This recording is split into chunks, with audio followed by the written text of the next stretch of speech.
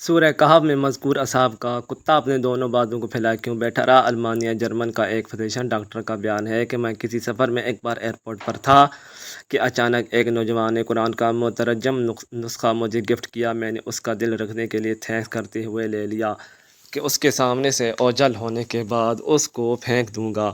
تھوڑی دیر کے بعد وہ میری نظروں سے غائب ہو گیا۔ میری بھی فلائٹ کا وقت ہو چلا اور میں جہاز میں بیٹھ گیا۔ سفر طویل تھا۔ اکتاہٹ کی وجہ سے ادھر ادھر پلٹی لی تو جیب میں کچھ وزن سا محسوس ہوا۔ نکالا تو وہی قرآن کا نسخہ تھا جسے میں بھول گیا۔ خیر، دل ہی دل میں خیال آیا، دیکھو تو صحیح کیا ہے اس میں نے کھولا تو میرے سامنے سورہ کہف کھلی اور میں دھیرے دھیرے ورق گردانی کرنے لگا۔ اچانک میں دو ایسی آیتوں سے گزرا جنہوں نے مجھے ٹھہرنے اور غور کرنے پر مجبور کر دیا۔ وہ دونوں آیتیں یہ تھی، ترجمہ آپ دیکھیں گے آفتاب بے وقت طلوع ان کے غار سے دائیں جانب کو جھک جاتا ہے اور بوقت غروب ان کے بائیں جانب کترا جاتا ہے، اور وہ اس غار کی کشادہ جگہ میں ہیں۔ دوسری آیت یہ ہے، ترجمہ اور آپ خیال کرتے ہیں کہ وہ بیدار ہیں حالانکہ وہ سوئے ہوئے ہیں، خود ہی ہم انہیں دائیں بائیں کروٹیں دلایا کرتے تھے۔ ان کا کتا بھی چوکھٹ پر اپنے ہاتھ پھیلائے ہوئے تھا۔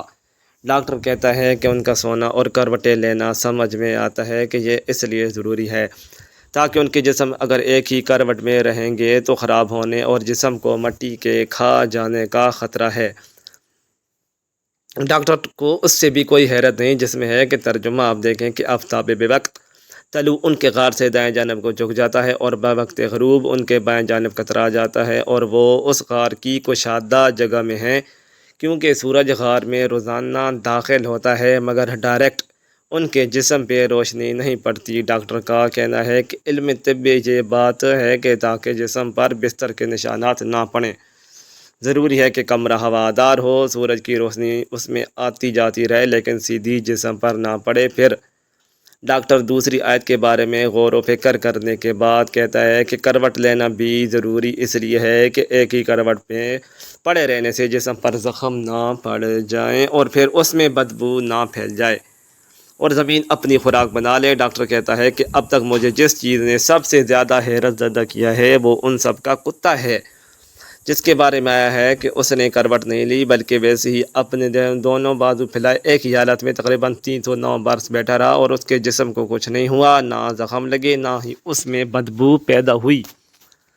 اس آیت کریمہ نے اسے تحقیق کرنے پر مجبور کر دیا اور وہ اس پر ریسرچ کرنے لگا۔ اس کی حیرت کی اس وقت انتہا نہ رہی جب تحقیق سے اس نے یہ پایا کہ کتے کے جسم میں چمڑے کے نیچے ایک غدود ہوتا ہے جو ایسے قسم کا کوئی مادہ نکالتا ہے جیسے کتا اگر زندہ ہے تو اس کا چمڑا خراب نہیں ہوتا بھلے وہ کتنے برس تک کیوں نہ بیٹھا رہے۔ اسی وجہ سے ان سب کا کتا ان سب کی طرح کروٹ نہیں لے رہا تھا۔ اس معجزاتی آیت کریمہ نے اس المانی ڈاکٹر کو اسلام لانے پر مجبور کر دیا اور وہ مسلمان ہو گیا۔ الحمدللہ۔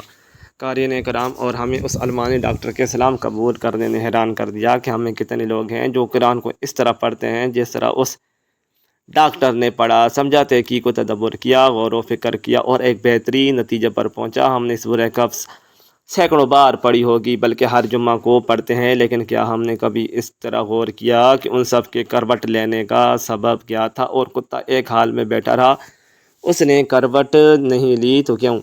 ان سب کا کیا تھا؟ اس لیے اللہ نے ہمیں تدبر اور غور و فکر کرنے کا حکم دیا ہے۔ کہا جاتا ہے کہ اصحاب کہف کا کتا اپنی وفاداری کے سبب جنت میں جائے گا، جبکہ کتا نجس العین ہے اور جنت پاکیزہ مقام ہے جو اللہ کے مقربین کے لیے مخصوص ہے۔ اس میں حرام اور نجس جانور کا داخلہ کس طرح ممکن ہے؟ کیا قرآن و حدیث میں اصحاب کہف کے کتے کا کوئی ذکر موجود ہے؟ آخر کتے نے اصحاب کہف کے ساتھ کون سی وفاداری نبھائی کہ جس کی بنا پر اس کتے پر جنت واجب ہوئی؟ آئیے سب سے پہلے تو بات کرتے ہیں کہ کتے کو نجس العین کیوں کہتے ہیں۔ 3 وجوہات ہیں کہ جس کی بنا پر کتا حرام ہے۔ سب سے پہلی تو یہ ہے کہ کتا ساری رات جاگتا ہے اور جب اللہ کی رحمتوں کا نزول ہو رہا ہوتا ہے تو یہ اوندے منہ ہو کر سو جاتا ہے۔ دوسری وجہ یہ ہے کہ کتا اپنے ہم جنس کو دیکھ کر ہمیشہ نفرت کا اظہار کرتا ہے اور بھونکتا رہتا ہے۔ تیسری وجہ یہ ہے کہ کتا اپنا کھانا کھا کر باقی بچے ہوئے کھانے کے اوپر مٹی ڈال دیتا ہے تاکہ وہ کسی اور کے کام نہ آ سکے۔ یہ تو ہو گئی کتے کی نجاست کی باتیں۔ اب آپ کو اس سوال کا جواب دینے سے پہلے کہ کتے پر جنت کیوں واجب ہوئی، پہلے آپ کو مختصر اصحاب کہف کا واقعہ بیان کرتے ہیں، جس سے معلوم ہو سکے گا کہ کیسے ایک کتے نے ان سے وفاداری کی۔ دقیانوس ایک ظالم اور جابر بادشاہ تھا جو کہ آج سے 2000 سال پہلے روم کا بادشاہ تھا، اور افسوس شہر اس کا دارالحکومت تھا۔ پورے شہر میں جو کوئی بھی بتوں کی پوجا سے انکار کرتا، بادشاہ دقیانوس اس کو قتل کروا دیتا تھا۔ کچھ نوجوانوں نے دیکھا کہ ایک ایمان والے شخص کو جب دقیانوس نے قتل کروا دیا تو فرشتے اس کی روح کو لینے کے لیے آسمان سے برات کی طرح آئے۔ یہ روح پرور منظر دے کر ان نوجوانوں کا ایمان بھی جاگ اٹھا، انہوں نے بھی بتوں کی پوجا سے انکار کر دیا اور کھلے عام اللہ پاک کی عبادت کرنے لگے۔ حضرت علی شیر خدا کرم الوجہ الکریم سے روایت ہے کہ انہوں نے ان افراد کی تعداد 6 بتائی ہے جن کے نام جملیہ، متکلمینہ، مسلینیہ، مرنوش، برنوش اور شاذنوش، جبکہ 7واں ان کے ساتھ چراواہ تھا جو کہ ان کو رستے میں ملا۔ 8واں ان کے ساتھ ایک کتا تھا جس کا نام قطمیر بتایا گیا۔ اب ہوا یہ کہ ان 6 ایمان والوں کو بادشاہ دقیانوس نے 3 دن کی مہلت دی کہ وہ بتوں کی پوجا شروع کر دیں، نہیں تو انہیں قتل کر دیا جائے گا۔ تیسرے دن یہ 6 نوجوان کچھ سامان کے ساتھ ہجرت کر گئے۔ شہر کی سرحد پر انہیں ایک چرواہا ملا۔ جب انہوں نے چرواہے کو اپنی ایمان کا واقعہ سنایا تو اس کا بھی ایمان جاگ اٹھا اور وہ بھی ان کے ساتھ ہو لیا۔ چرواہے نے اپنی بکریاں کو آزاد کر دیا، جبکہ اس کے پاس ایک کتا بھی تھا جس کو وہ لوگ اپنے ساتھ لے گئے۔ یہ شہر افسوس سے تقریباً 6 میل دور ایک غار میں انہوں نے پناہ لی۔ بادشاہ دقیانوس کو جب اس بات کا علم ہوا تو وہ اپنی فوج کو لے کر ان کی تلاش کے لیے نکل پڑا۔ جب وہ بادشاہ اپنی فوج کے ساتھ اس غار کے منہ پر پہنچا جس پر اصحاب کہف نے پناہ لے رکھی تھی تو بادشاہ نے دیکھا کہ ایک شکاری کتا اپنے اگلے دونوں پاؤں پھیلا کر غار کے دروازے پر بیٹھا ہے۔ فوج جب غار میں جانے لگی تو بادشاہ نے کہا کہ غار میں جانے کی ضرورت نہیں ہے، کیوں کہ اگر یہاں کوئی انسان ہوتا تو یہ کتا ضرور بھونک رہا ہوتا یا پھر ان کو کھا جاتا۔ کتا بادشاہ اور فوج کو دیکھ کر بھی اسی طرح سکون سے بیٹھا رہا۔ اسی طرح وہ بادشاہ واپس لوٹ گیا۔ اللہ پاک سورہ کہف کی آیت نمبر 22 میں فرماتا ہے، اور ان کا کتا غار کے دہانے کے اندر اپنے دونوں اگلے ہاتھ پھیلائے پڑا ہے۔ ایک روایت میں ہے کہ اصحاب کہف اس غار میں 309 سال تک سوئے رہے، اور جب ایک نیک دل بادشاہ بیدروس کی حکومت آئی تو اس زمانے میں لوگ یہ قیاس کرنے لگے کہ ایک دفعہ جو مر جائے وہ دوبارہ زندہ نہیں ہو سکتا۔ چنانچہ بادشاہ بیدروس نے اللہ پاک سے دعا فرمائی کہ کوئی ایسا معجزہ دکھا دے کہ میرے لوگ یہ مان جائیں کہ مرنے کے بعد اللہ دوبارہ ضرور زندہ کرے گا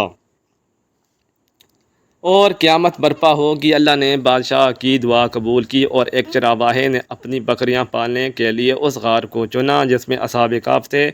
اس چرواہے نے غار کے منہ پر بنی دیوار کو گرایا جس سے اصحاب کہف باہر آ گئے۔ اب بات صرف اتنا ہے کہ کتے کی ایک عادت بھونکنا ہے، لیکن اصحاب کہف کے کتے نے بس اپنی ایک عادت چھوڑی تو اللہ تعالیٰ نے اس پر جنت واجب کر دی۔ اس کتے نے اپنی فطرت کو چھوڑا، یہیں پر حکم ہوا کہ اس کتے پر جنت واجب ہے۔ یہ تمام باتیں تفصیل سے بتانے کا مقصد تھا کہ تمام باتیں جس سے کتا نجل حسین ہے وہ تو آج ہم میں پھیل چکی ہیں۔ ذرا غور کریں کہ کیا آپ اور میں اس عادت یا فطرت کا شکار نہیں ہیں؟ ساری رات اپنی مصروفیات بے جا میں گزار کر طلوع آفتاب کے وقت سو جاتے ہیں۔ اپنے ہی بہن بھائیوں کو نفرت سے دیکھنا، ان کے لیے آسانیاں پیدا کرنے کے بجائے مشکلات پیدا کرنا میری اور آپ کی فطرت کا حصہ نہیں۔ اپنی غذائی ضروریات پوری کرنے کے بعد کھانے کو فریج جیسی مشین میں فرید کر دینا اور بعد میں ضرورت نہ پڑنے پر ضائع کر دینا ہمارا روز کا معمول نہیں ہے۔ آپ اندازہ کریں کہ اگر ایک پلیت جانور اپنی ایک بری عادت کو کچھ دیر کے لیے ترک کرتا ہے تو اللہ تعالیٰ اس پر جنت واجب کر دیتا ہے، اور ہم تو پھر اشرف المخلوقات ہیں۔